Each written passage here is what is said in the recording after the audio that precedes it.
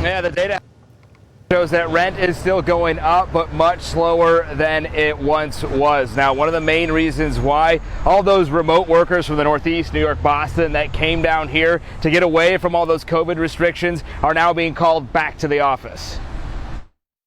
COVID's implications go far beyond just health, impacting everything from the supply chain to housing. Rents surged in South Florida. This June alone, prices up nearly 30% compared to last June, according to the Waller Weeks and Johnson Rental Index. Demand driven from people fleeing for more COVID-restrictive places. When COVID hit, we had tons of Northeasterners, particularly from New Jersey and New York, moving down here. But now signs are pointing to the rental market finally cooling off. Meyer is a Tequesta-based real estate agent who says just 2 years ago, families had just hours to commit to a rental.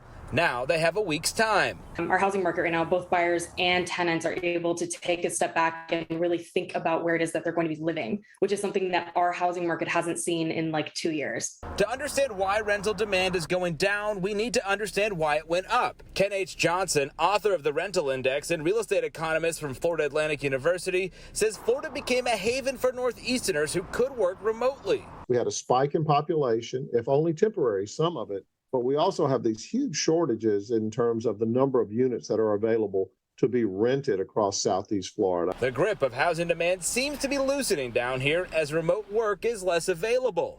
Michael Harari is a human resources management professor at FAU. Not necessarily to the extreme of 5 days a week in the office, but bringing people in at least 1 or 2 days per week. And that's requiring employees to move back to the headquarter location. Which is what we're seeing right now in Florida. Exactly. Johnson expects a rapid rise in rent in New York next year and rent down here to drop some. If I was looking across the spectrum and saying the most likely, I think we're going to see small declines in our rents, but we're not going back to 2020 rents. As work nationally trended remote, Florida's schools remained in person, and families wanted to be in place for the start of the school year in August. Those leases that were signed 2 years ago are now not being renewed. People are going home.